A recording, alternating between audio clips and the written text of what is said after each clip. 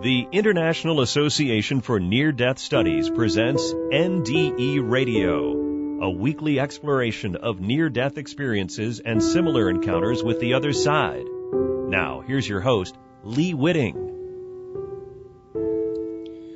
Just how much can one NDE change the direction of a person's life? When God speaks to us, how carefully do we listen? Welcome to NDE Radio, brought to you by the International Association for Near-Death Studies. I'm your host, Lee Whitting. In March of 1980, college senior Peter Panagore went ice climbing on the Lower Weeping Wall along the Icefields Parkway in Alberta, Canada. His climbing partner was an experienced ice climber, but Panagore was a novice, and on their descent, they became trapped on the side of the mountain. As the sun set, Peter was overcome by exhaustion and hypothermia. He died on the side of that mountain, and in those minutes on the other side, he experienced hell, forgiveness, and unconditional love. Panagore's death experience changed his life and resulted in an intense spiritual journey that has continued for decades. It impelled him to pursue a master's degree at Yale University, the divinity school there, focusing on systematic theology and Christian mysticism. His educational background, coupled with 30 years of meditative practice and 20 years of professional work with the dying and grieving, has given him unique insight, language, and perspective on heaven, God, death, life, love, beauty, and hope. Peter described his NDE for this show back in March 31st of 2014, and you can hear that story in detail if you go back to the past shows on our website. Now he's written a new book titled Heaven is Beautiful, How Dying Taught Me That Death is Just the Beginning, about his life-changing event. Peter, welcome back to NDE Radio. Hi, Lee. How are you? I'm good. How are you feeling today? I'm doing okay. I am. Thanks for asking. Good. Peter, I have to ask, why did it take you 35 years to write Heaven is Beautiful? Well, there's a few reasons. One, the most important reason is that I didn't want to talk about my near-death experience. I locked it down inside myself for close to 20 years because it sounded crazy to me. And so I embarked on that long journey of studying theology and the practice of prayer and meditation in order to come to some sort of understanding of what had happened to me. And when it did happen, Lee, no one was talking about near-death experience that I could find. There was no such thing as the internet, and didn't even have a name for it back then. So then time passed, and I had a church here where I continued to live. I was the Congregational United Church of Christ minister, and there was a long event, an embezzlement inside our church, which caused lots of trouble. And I endured the discovery of the perpetrator and the suffering that went along with the congregation. And in the end, somebody said to me, how did your faith endure all of that terrible time? And at that point, I decided to tell them about my near-death experience because, well, we can talk about why in a few minutes if that's of interest. But why then? What's the difference between faith and belief and being known by God? So then once I began to talk about it, people started pressuring me to write. And that's really what happened is under pressure from friends and family and colleagues, I finally wrote the book. Wow. Did you find Yale Divinity instructive or disappointing after you had your NDE? Oh, well, it was both of those things. I realized that if I were, when I was at the school, that pursuing my spiritual path was entirely up to me because the school was wonderful, academically and intellectually and socially. But in terms of developing one's own internal spiritual life, it was sorely lacking.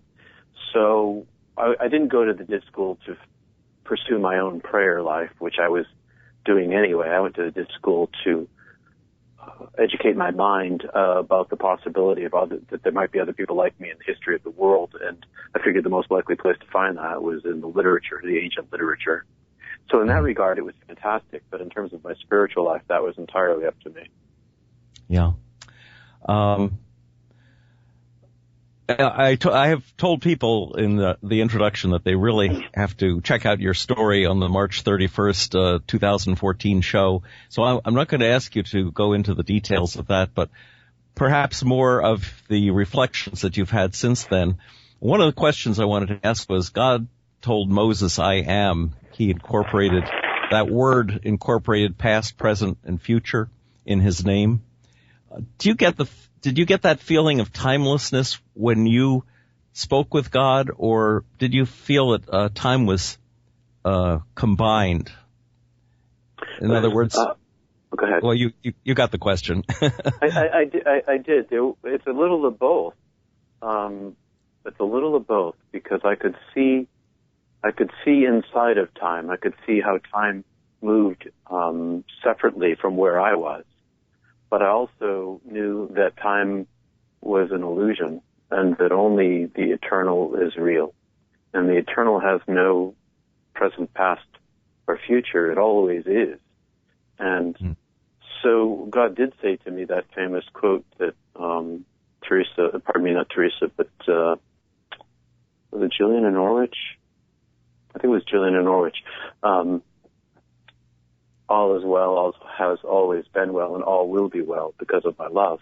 And that was God said that to me, and I understood that to be absolutely true. And that sounds like a statement that's made inside of time, past, present, and future, but my experience of heaven was eternally now. It was not within time. There was timelessness. St. Paul, when he had his near-death experience, said he went to the third heaven. Did you get any indication that there were other heavens or other locations besides the one you were in? Oh yeah, I think so. I'm not sure exactly where I was. I describe it as the greater darkness, which was illuminated. I could see in every direction, but there was nothing to see, even though I had no eyes. But there was also a gigantic doorway, the pearly gates, so to speak. And it seemed to me that had I traveled down that route, that I would have been in another place. And as it was, my experience of heaven was inside myself. It entered into me more than me entering into it. So our lectionary reading for this past Sunday was the story from Mark of blind Bartimaeus, who cries out to Jesus as he's walking by, and Jesus says, "What do you want?" He says, "I want to see." And after that, the gospel tells us he followed Jesus. Do you think that seeing the way you saw God empowered you to go on this sacred journey that you're on? Oh, yeah. Empowered me, forced me, dragged me, pursued me, changed me, all of those things and more. That it was the seminal moment of my life, was my death and return, and from that point forward, it's been inescapable for me. I tried not to pursue it. I gave a lot of effort to not pursuing, but I found myself pursued, and I finally had to turn and face and accept. And even though I was a rather rebellious person about it, I had very little choice. And as for seeing, I think that my vision of the world now and humanity and everything in it is entirely different than what it was before. I can't help but see now. Why are we so rebellious? I mean, that just seems to be human nature, that God is calling us and we just don't want to hear it. Well, I was afraid I was going to be consumed, Lee. First, I was pretty angry that God let me come back without full disclosure of what my life was going to be like afterwards and how changed it was going to be. And that I was never going to be the person that I had been before. I'm not and can never be. And so I was pretty angry. But the rebellious part, I felt like I was going to be consumed. I felt like I had to protect what little self I had left from the immensity of the divine, this wonderful and awe-filled, awful power of love that is so overwhelming. It made me a little afraid. Made me afraid. Mighty afraid, even.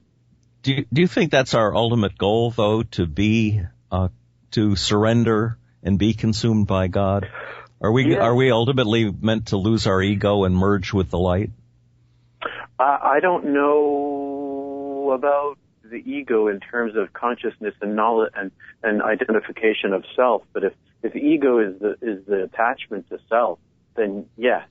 But if self is the part of us that's created of God and is divine, and then no. Maybe both of those things. I say it in the confused way because I heard my name called by God, and it was no name that could be spoken by a human being, and I identified that as self, the true self, not all the rest of the stuff that I've created and constructed in my life that would amount to my ego.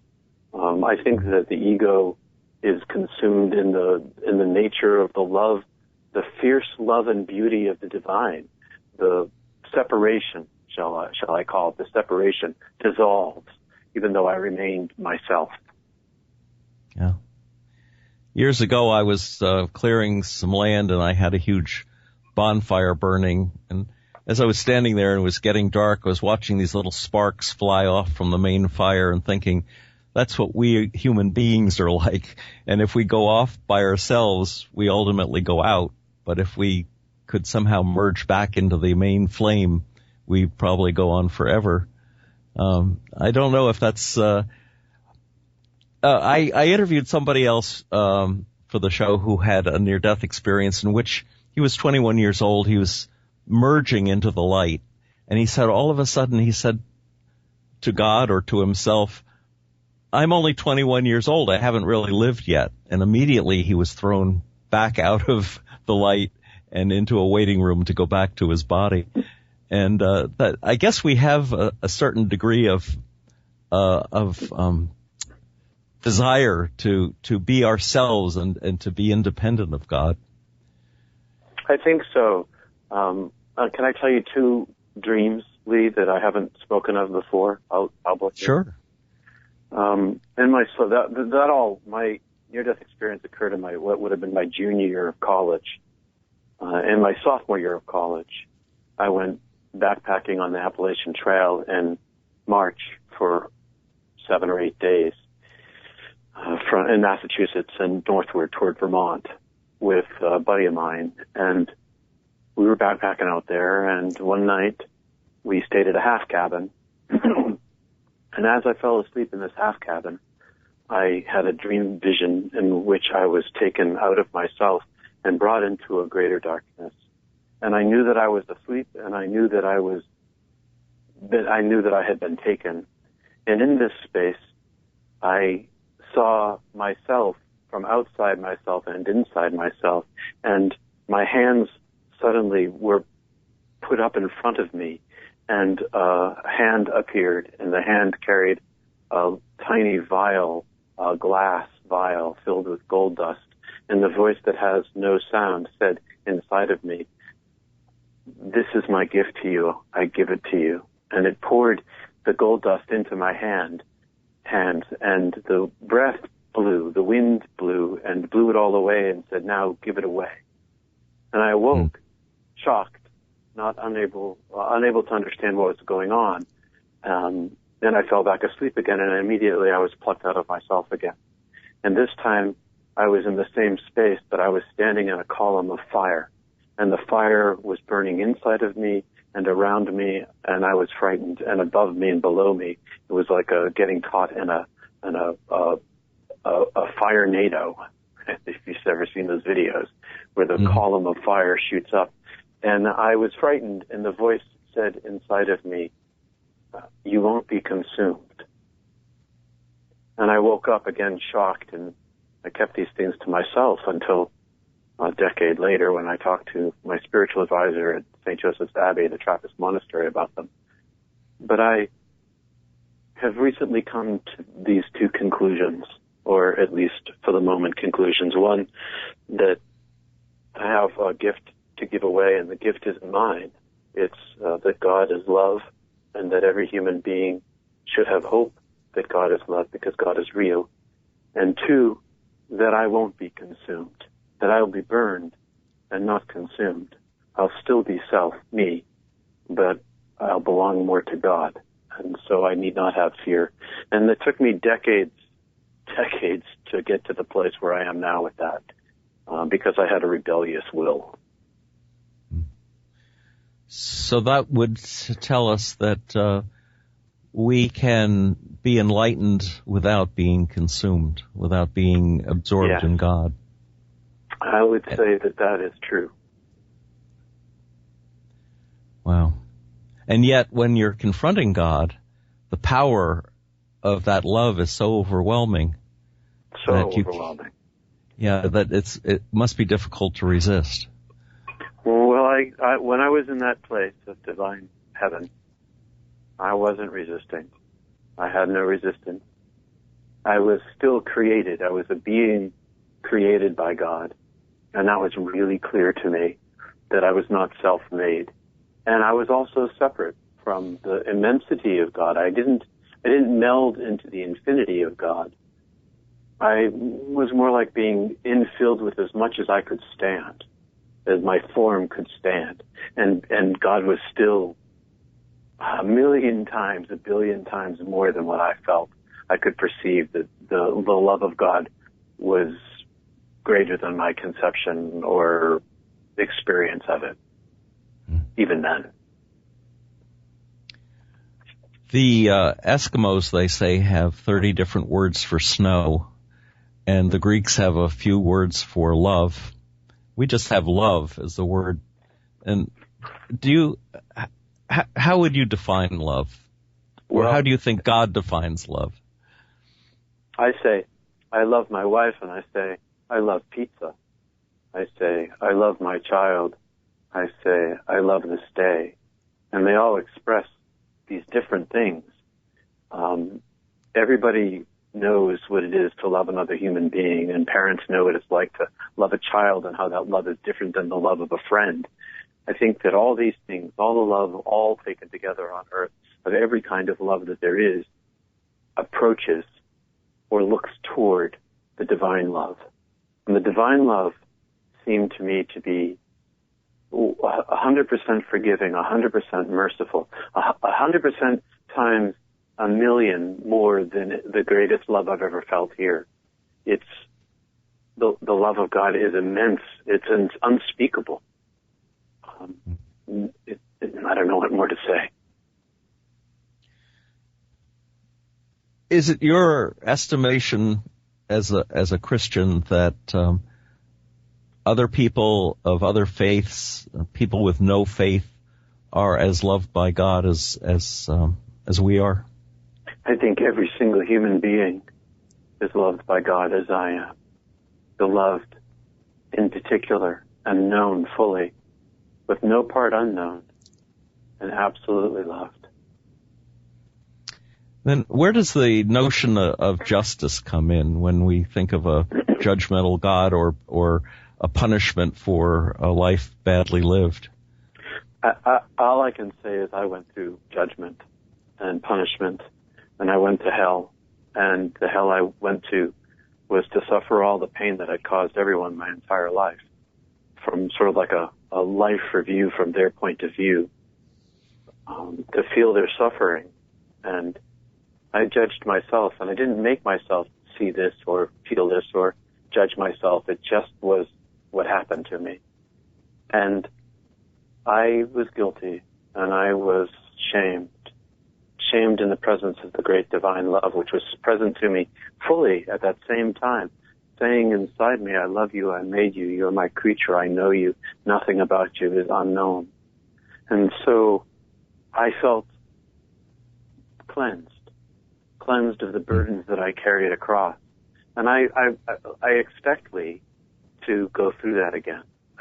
That's my general expectation is that I'm going to, upon departure, find myself once more in a hell of my own making, and, God willing, pass through again. And I asked God before I came back, can I come back here? Meaning the heaven that had blossomed inside me, the infinitude of the oneness of all the great things of life, love and compassion, hope and joy and truth. And God said yes. So my expectation is that if I pass through the fire of hell again, that I will be burned clean and saved. Medieval Christianity and a lot of Christians today speak of eternal rewards and eternal punishments. Do you think it's possible that someone feels so ashamed of the judgment that they feel in their life review that they would impose on themselves an eternal punishment, or one that lasts for much longer than yours was? Well, that's the word eternal is such a funny thing when you're over on the other side and there is no time. So the hell I went through was eternal. It just didn't last forever. That's contradictory. It's crazy to say it that way. But even when I was going through the judgment of self-judgment, and there was an element of time to it, because I experienced all of the pain that I'd given everyone in their lives. And there was an element of time to it, and at the time that it was happening, I had no concept that it would end. So that's a strange thing to think about.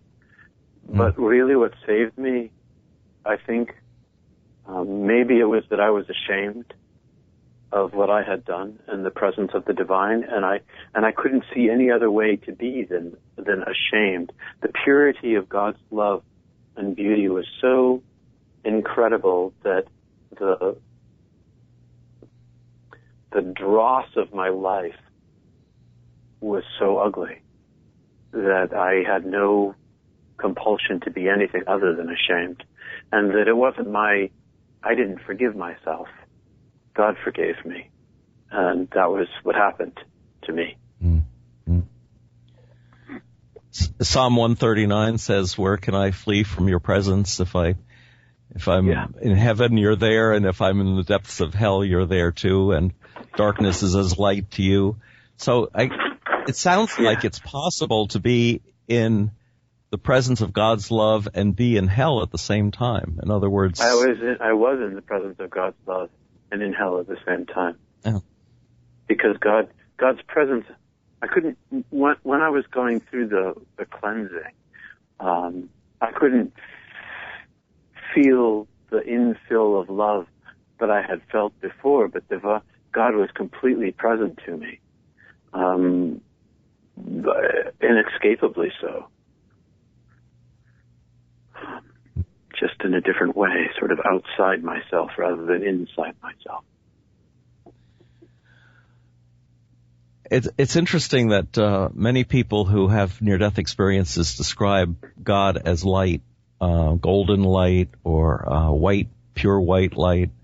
Sometimes musicians describe the vibration as a sound, as the most beautiful music they've ever heard. So, would you say that love itself is a vibration of sorts? Oh, I don't know. I don't know, because there was nothing there, and a vibration is a thing. As we conceive of it, it's a frequency. But I can say, Lee, that subsequent to that day, I've been lifted up again into the darkness 3 times in my life and seen the light on the other side. Once from a great distance, once much closer, and the last time, about 5 years ago, almost to touching it. And at this last time, I was lifted up into the darkness, this greater darkness that was sound, and it was the most beautiful music I had ever heard. And I was a sphere of sound, and I was lifted up to the edge of the light. but I use those words, music and sound and light, but they're not accurate. Yeah, they're analogies. Yeah. Were these experiences from meditation or prayer, or did they just happen spontaneously? Yes, and yes.